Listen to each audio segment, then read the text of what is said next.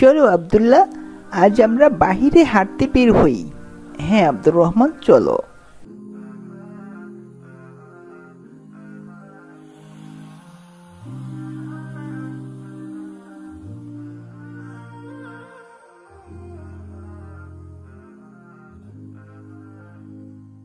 উফ, হাঁটতে হাঁটতে পা ব্যথা করতেছে। চলো আমরা এখানে একটু বসি। আব্দুর রহমান, আমার বাবা আমাকে বলেছে আমি যদি প্রতিদিন 5 ওয়াক্ত নামাজ জামায়াতের সাথে পড়ি তাহলে আমাকে একটা সাইকেল কিনে দেবে। ও তাই নাকি? তাহলে তো অনেক ভালো হয়, আমরা অনেক দূরে দূরে সাইকেল নিয়ে ঘুরতে যেতে পারবো।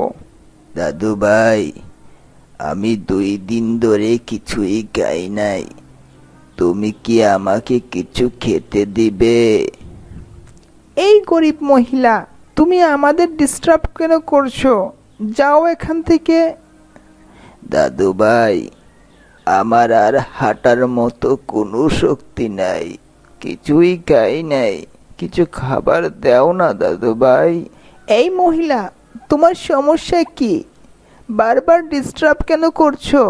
বললাম না এখান থেকে চলে যেতে। কি করছো আব্দুর রহমান? তোমার সমস্যা কি?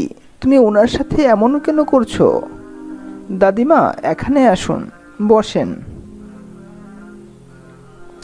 আপনার কোনো সন্তান নেই? আপনি না খেয়ে আছেন কেন?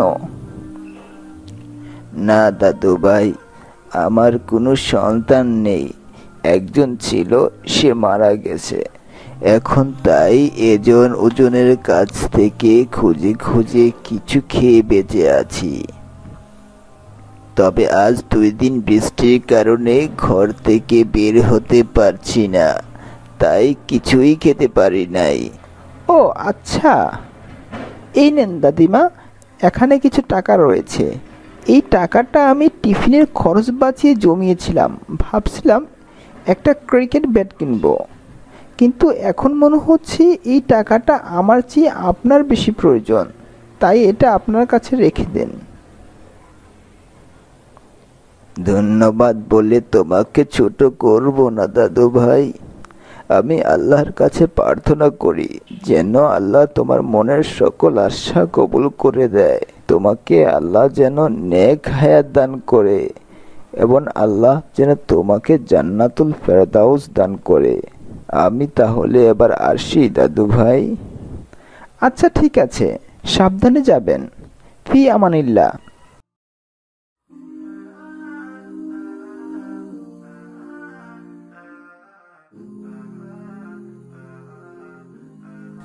এটা তুমি কি করলা আব্দুল্লাহ?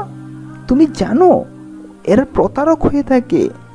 এরা তোমার কাছে এসব মিথ্যা বলে তোমার সব টাকা হাতিয়ে নিয়েছে। শোনো আব্দুর রহমান, আমাদের সমস্যা কি জানো? আমরা গরিবদের সাথে উঠা বসা করতে চাই না, তাদের সাথে উঠা বসা করাকে এক ধরনের লাঞ্ছনা মনে করি।